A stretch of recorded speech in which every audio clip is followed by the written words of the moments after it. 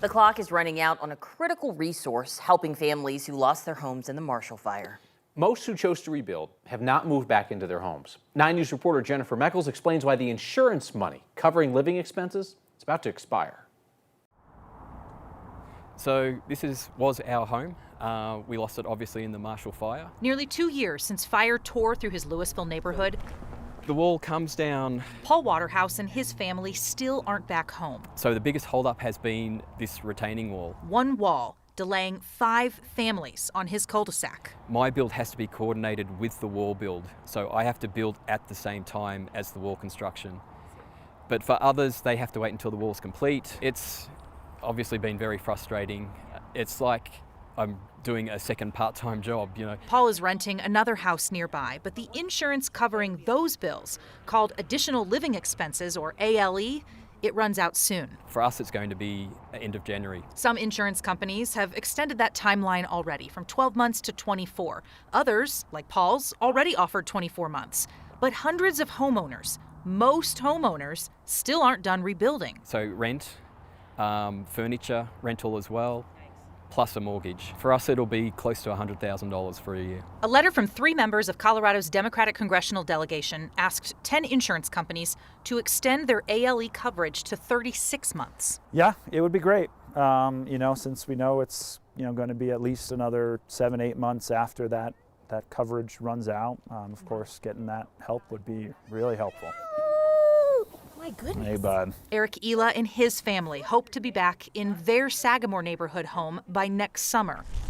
They're on their second rental home already. We just miss being here, so it'll be different. It'll be very strange to walk in, kind of 2.5 years later. Lots has changed since the last time we were in, in our old home. Soon, but not soon enough, home will be home again. We love the area, we love the people, this is our home, and so we just want to be back here.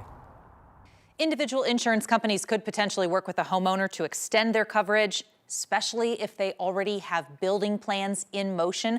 Both the State Department of Insurance and a spokesperson for the insurance industry said, ask for that, and it's already happening in a lot of cases.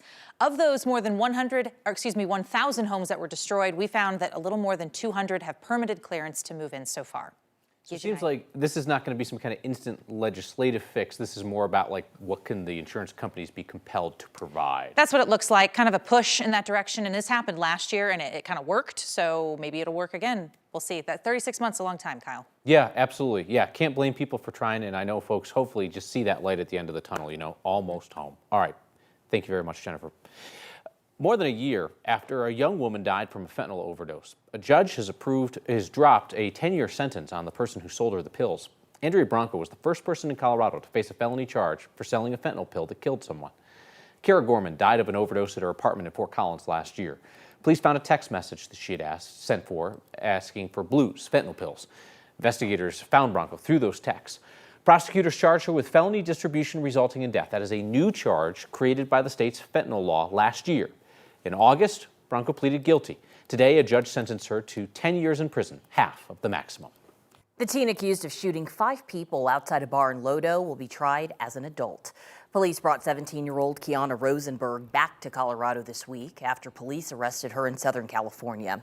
Police say Rosenberg tried to get into Whiskey Row in September, and when a security guard had a problem with her ID, she pulled out a gun and shot 5 people. All those people survived. She's facing 7 counts of attempted murder. Rosenberg is due back in court Monday. Investigators in Douglas County are investigating a deadly crash with a train and a pedestrian. Happened about 3:30 this afternoon on the tracks in Sedalia. Deputies are talking to neighbors near the railroad tonight, trying to figure out what led up to this crash. The city of Denver is backtracking on plans for 2 micro-communities for people living on the streets, and this is because of pushback from neighbors. Privately owned sites at I-25 in Yale and another in the Golden Triangle near downtown are off the list of sites. Mayor Mike Johnson has said that he wants to put a micro-community shelter in every single city council district, part of his goal to get 1,000 people off the streets by the end of the year. Today, we learned that his office took 2 proposed locations off their list. Council members for those areas said the decisions came after pushback from neighbors. Councilmember Chris Sines says the Bannock site also had a sinkhole issue. So far, Denver has moved 200 people off the streets and into shelters.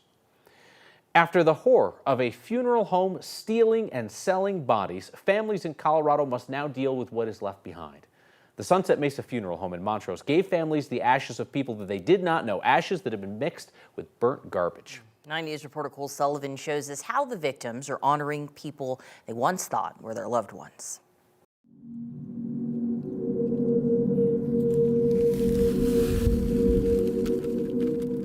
This is kind of like a funeral to me for these people.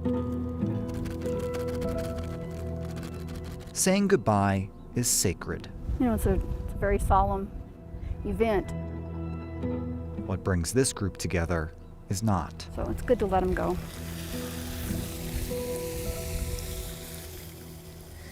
Oh, I feel I can get a hold of it. Even just hours before, You know, it's heavier. Judy Kressler still held Let on. me just figure, oh, you just lift it. The funeral home that gave Judy these ashes told her they were her father. This is the cremains, the mixed cremains of different people. We don't know who they are. They're not my father. Her father, Harold Kressler. The FBI told her the funeral home, Sunset Mesa, sold his body. And that just shows my dad. He was always happy and laughing, and he was jovial.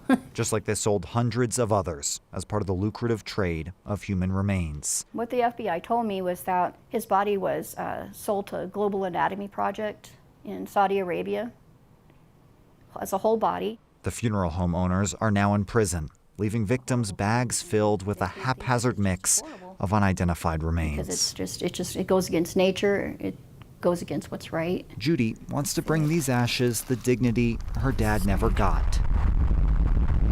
We are going to Delta, Colorado to scatter the ashes of these mystery people that we all have, that we don't know who they are. It's the right thing to do. It's a respectful thing to do. She's not alone. Unbelievable. Other victims of the Sunset Mesa Funeral Home have the wrong remains too. It's still The surreal. ones Debbie Schultz It's brought still surreal. are still sealed in evidence bags. I must be making this up. This is so ridiculous. But here are the rest of you. We were going to have a disco party once they were arrested. Dark humor gives pockets of light to this horror. This really happened.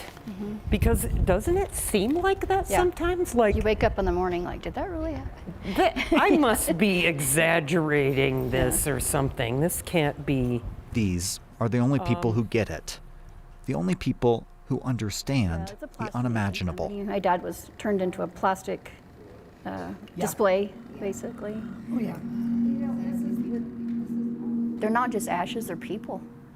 Real people that had lives and hopes and dreams and memories and love and were loved. And I just think they deserve better than what they got. The evil won't go away. But today, respect still has a chance. They deserve peace too, and I think that the river is about the most peaceful place that I can think of. Debbie and Judy won't ever get to say goodbye to their loved ones the way they wanted. Why Harold, not Harold? Yeah, not Harold. But together, they honor people they'll never know. The people that are in these ashes, I hope some measure of peace is finally coming for them. I just feel like I did right by these people. They don't belong in that box. They belong here with nature, and that's where they are forever. Now, hundreds more families are finding themselves in the same situation. They believe a disgraced funeral home in southern Colorado gave them fake ashes. Next week, we'll look into the regulations here in Colorado that victims believe allow this to keep happening. Such an act of disrespect and cruelty to those families, and they respond with respect for people they don't even know. For these ashes that they've held on to evidence for a long time in these criminal cases, in a story with so little respect, this is their opportunity to bring dignity to folks that, as you said, they never knew. I'm glad you're looking into the regulations of this all too. When you think about what happened in Pueblo just a couple of weeks ago, clearly there needs to be a little more regulation here with funeral homes. And this is something that victims have been pushing forward, state lawmakers have been pushing forward, and state regulators also want. We'll talk about all of that coming up next week. Thank you, Cole. The hospital that had to shut down and send patients away because the heat wasn't working says it'll be another week or so before it can reopen. Advent Health Porter says its ER won't be back up and running until next Thursday. It'll restart elective surgeries on Monday the 13th. The hospital in South Denver shut down on Monday when its last boiler broke in the cold, cutting off heat and hot water. They had to transport dozens of patients by ambulance to other hospitals. The hospital says they're working on installing a temporary boiler, but they need to get clearance from the state health department and other regulatory groups to fully reopen. One of the former Clear Creek County deputies accused of killing a young man who had called 911 for help appears to be ready to take a plea deal. The officer who pulled the trigger seems set to go to trial. You're going to enter a not guilty plea today and set the case for trial. You hear that not guilty and it's like, Jesus, are you kidding me? That is the young man's mother talking about the plea deal involving Andrew Bune, accused of second-degree murder after killing Christian Glass last summer in Silver Plume. He entered a not guilty plea in court today, sets up a month-long trial. His supervisor, Kyle Gould, he's the one who appears poised to take a plea deal. Grand jury indictment says that Gould was watching the encounter with Christian Glass through a body camera live stream. He is the superior officer who ordered deputies or gave them the ability to go in and break the car window that led to the shooting. Gould is charged with criminally negligent homicide and reckless endangerment. The details of his plea deal should come out later this month.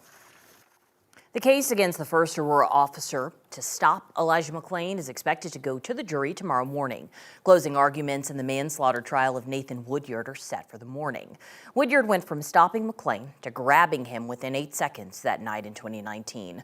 McClain wasn't doing anything wrong. He was unarmed, but a 911 caller said he seemed sketchy. Woodyard's attorneys blame McClain's death on the paramedics who sedated him. Today, an ER doctor told the jury those paramedics did nothing to check on McClain's condition before they administered the ketamine. It appears that they've made a decision to do a treatment, regardless of what it is, without doing any kind of assessment. So they don't have any of the information that they would need to properly diagnose the individual, the patient, with a working diagnosis. Woodyard's defense rested this afternoon. Closing arguments are set for the morning. Then the jury will start deliberating.